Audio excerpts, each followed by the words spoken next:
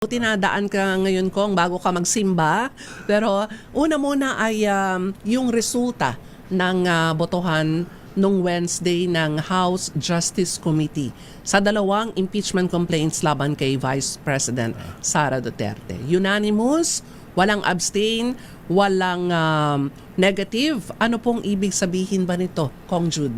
Well, sa tingin ko ho, ang ibig sabihin ng botohan na ginawa namin nito nakaraang linggo is affirmation na pagkatapos ng proseso, pagkatapos sa timbang lahat ng ebidensya, pakinggan natin yung mga testimonya ng mga resource person, nakita natin na may probable cause para mag-proceed yung impeachment sa pangalawang yugto, yung trial na palagi namin clarify Ate Milky, hindi po ito trial pa.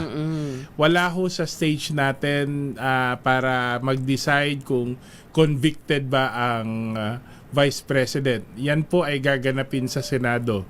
Ang ginawa lang ho natin, busisiin, suriin ang mga ebidensya, suriin yung impeachment complaint para makita natin kung may sapat bang batayan para ang Vice Presidente ay impeach at magpatuloy sa isang impeachment trial sa Senado.